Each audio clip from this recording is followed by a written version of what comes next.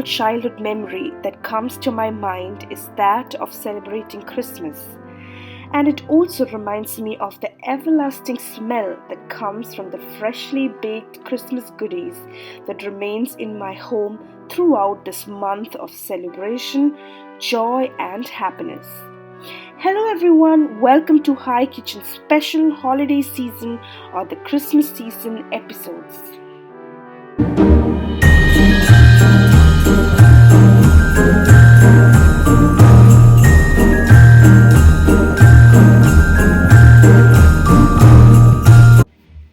The traditional Christmas plum cake, even though it is very time consuming, the end result is just too good. By following 3 easy steps, anybody can prepare this cake. First of all, you need to soak the dried fruits. I soak the dried fruits in dark rum for about 3 months. You may soak it for 3 months or even longer. Don't worry if you have very less time ahead. You may soak it at least for 1 to 2 weeks. That is always good. The more time you soak, the better it will be. Second step is baking the cake. Again, you may bake this cake well in advance.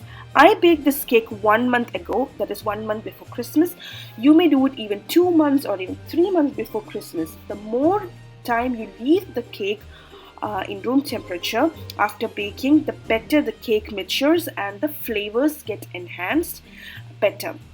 But I would highly recommend at least minimum 1 to 2 weeks before you need to bake this cake. And the final step is feeding the cake.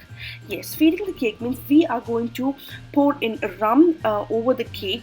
Now this rum itself is the biggest preservative. Now the rum is what that makes the cake free from any kind of fungus formation, or it will not spoil the cake at all, because the rum itself is the biggest preservative. So these are the 3 easy steps. So now let's look into the ingredients. For soaking the fruits, I've used 3 cups of dried fruits. Here I've used a combination of raisins, sultanas, dried blackcurrants, candied orange peels, candied lemon peels, and the secret ingredient I've used here is dried cranberries. Now cranberries that is dried is very good because it helps in improving the taste as well as it enhances the flavor of the cake. So make sure that you've tried to get the dried cranberries. So you can use the combination as much as you want. Suppose you like more of raisins, you can use more raisins. You like more cranberries. So it basically try to bring a good balance between the dried fruits that you've added. Also, I've used 1.5 cups of dark rum. Make sure that you use the dark rum itself because it helps in bringing out the color of the cake. For preparing the caramel, you will require half cup of sugar, 1 tablespoon of water and 1/4 cup of warm water. For preparing the cake, you will need plain flour 2 cups, baking powder 1/4 teaspoon, baking soda half teaspoon, sugar 1 cup plus 2 tablespoon, unsalted butter 1 cup plus 2 tablespoon, eggs 4 at room temperature, vanilla essence 2 teaspoons, and 1 tablespoon of apricot jam. I would highly recommend you to use apricot jam itself because it is do not have too much of flavor in it. It is just perfect for this cake. And you may also grind 2 cloves, 2 cardamom, and a small piece of cinnamon. This will form the spice powder for our cake. Now into a glass jar like this, make sure that you always use a glass jar itself. You may not use a plastic container or any steel or aluminium container because when we are adding the dried fruits and the rum, there will be some sort of opposite reaction and it will affect the taste of the cake. So always use a glass container like this. So I will be adding dried fruits as well as the 3 cups of dried fruits as well as rum into this container, and I'll be closing it and keeping it aside. Now you don't need to keep this inside the fridge. You may keep it on your kitchen counters as long as you can. So here I have kept this for about 3 months because it helps in plumping the dried fruits. So it really helps in plumping up the dried fruits and it increases the flavor of the cake. As I've told you earlier, try to soak your dry fruits in rum at least for 2 weeks. Let's make the caramel. For this, you may have to add in half cup of sugar and 1 tablespoon of water and let it stay like that in medium-low flame for about few seconds, and then you may stir it in between until the entire sugar becomes dark brown. This is a light brown color, so you need to have more color than this, because if you are going to stop at this stage, then your cake will also become this light brown color.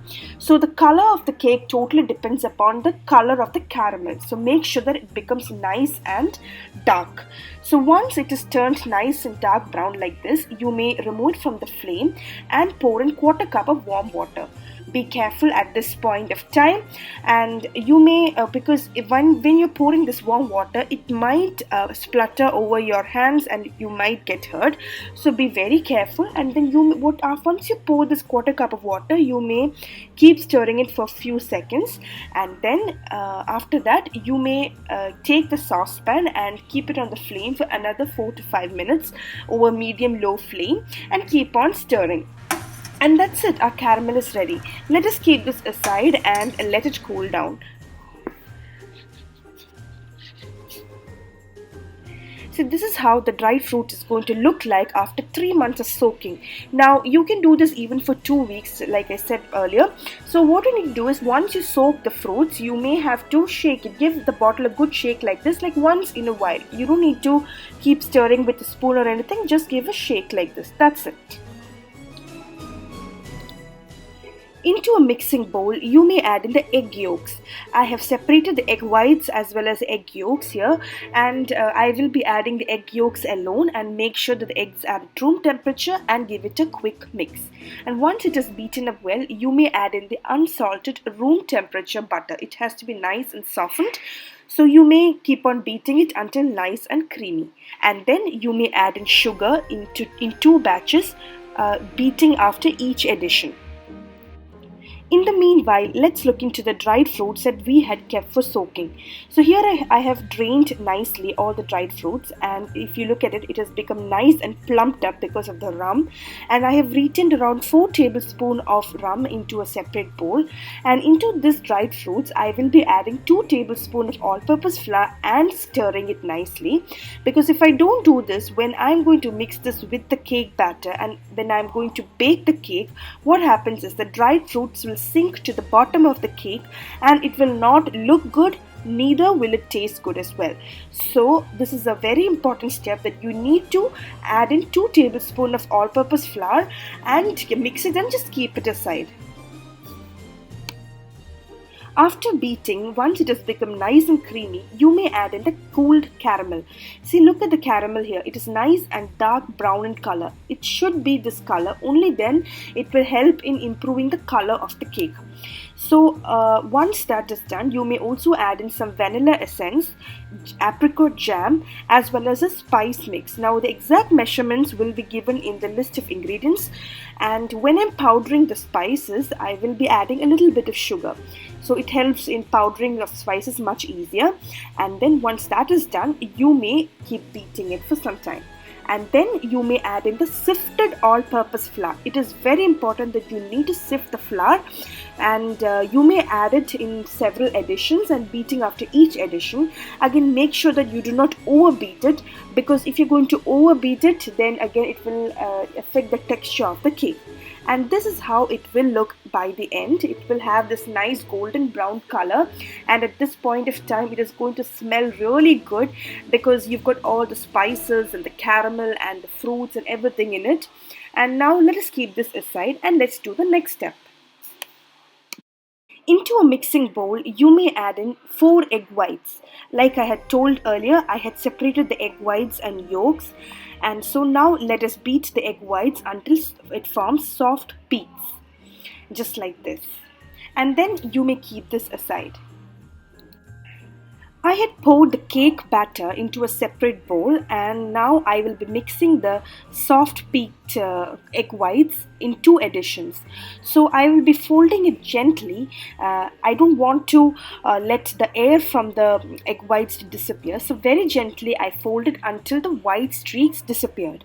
And once that is done, I have added the drained dried fruits, and along with it 4 tablespoons of rum I had added. Now this rum was actually from the dried fruits that I had soaked in earlier. It was from that bottle I had taken the rum. So I have added 4 tablespoons of that as well, and I have given it a quick mix, and this is how it looks. I have preheated the oven at 180 degrees Celsius about 10 to 15 minutes before baking, and I've also lined the cake tins with parchment paper just like this. And now let us pour in the cake batter. Okay, pour it about 3/4 full, and then just with the help of a spatula you may level it.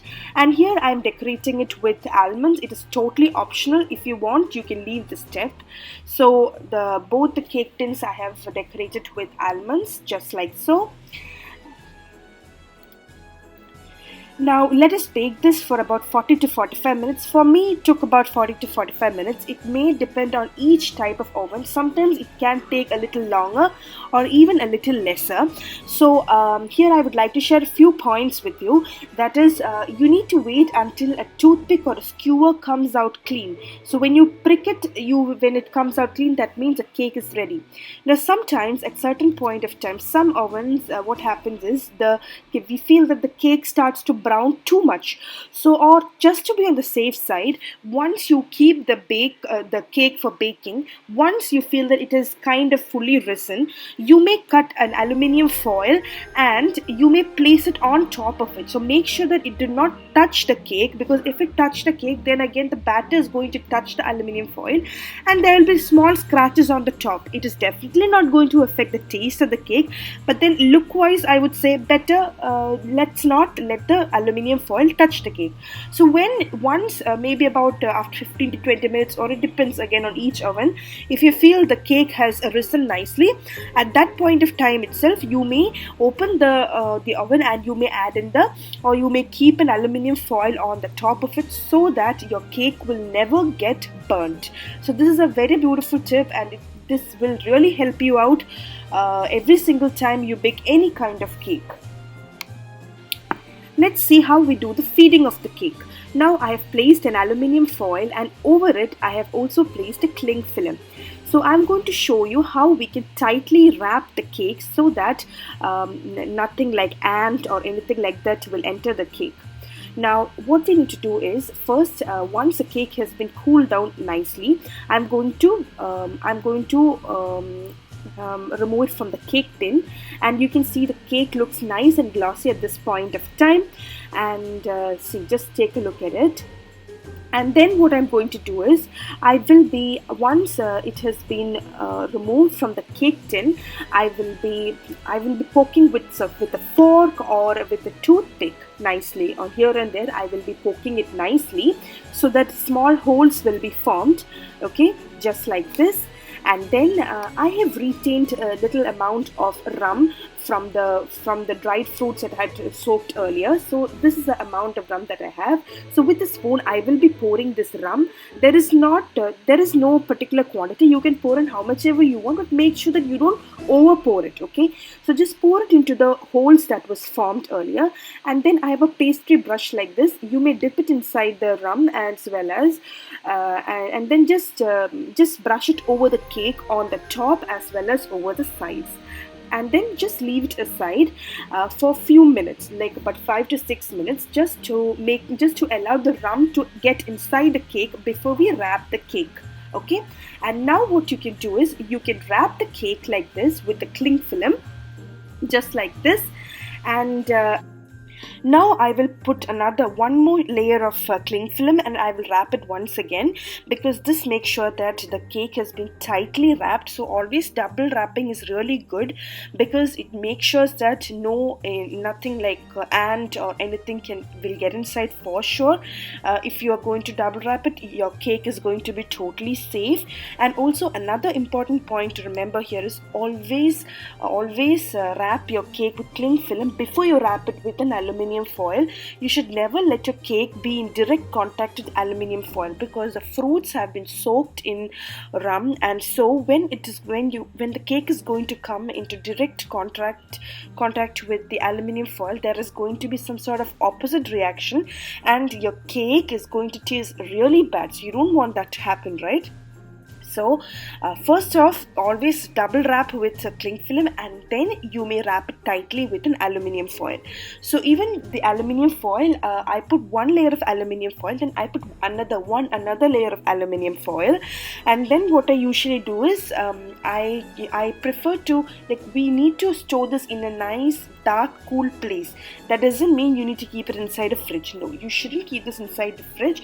It should always be left at the kitchen counter itself, because for sure this cake is not going to get spoiled for months. Now I always keep it for about 1 month. You can even keep it up to 3 months. Nothing is going to happen, because as I told you earlier, the rum itself is the biggest preservative, and your cake is not going to get spoiled. So what you can do is you can put this inside the cake tin which you had baked earlier. Just keep it inside it, this nicely wrapped cake, and then over the cake tin you can put one more layer of aluminium foil, and you can just nicely close it and keep it aside. After 3 to 4 days, this is how the cake would look. Okay, now the cake looks much softer and it's very moist. Like when you are going to touch it, you will really understand. Now the feeding of the cake can be done for another 3 to 4 times, but make sure that you do not do it daily. And also every time you feed the cake, you do not need to poke the cake with the toothpick, because you have already made holes in the beginning itself. So now you just need to repeat the same process. Just pour with this little spoon into over the top of the cake. You can pour in the rum, and that is what I am using is the leftover rum from the dried fruits. That is what I had soaked earlier, right?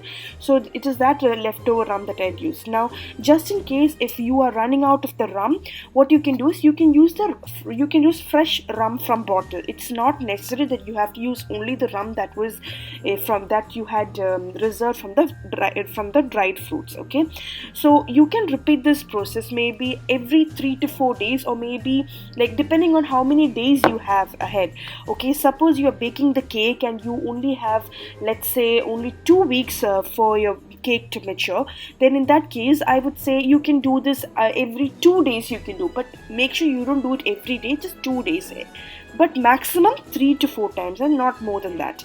And once you finish doing the feeding process, you need to again tightly wrap it with cling film, just like I told before. You may double wrap it with cling film, that is 2 times you wrap it with cling film, then again 2 times you need to tightly wrap with the aluminium foil. And how I store it inside the cake tin, and then I wrap it once again, the entire cake tin, and then I keep it in a nice cool and dark place. So this way I can make sure that, or we can assure that the cake is going to last even up to 3 months or so. So I hope you like this detailed video of how to make traditional plum cake or this traditional Christmas cake. It is such a delicious dessert, such a delicious treat for Christmas. So please do try this at home and do let me know how it came out for you, and don't forget to share this video with your friends and relatives, and don't forget to like this video, and also kindly do subscribe to my channel so that you get to see many more such awesome recipes in my channel. And this month, as I promised you earlier, there's going to be a lot of Christmassy recipes which are so simple and easy, and most of them are going to be quite authentic. And thank you so much for watching. Bye.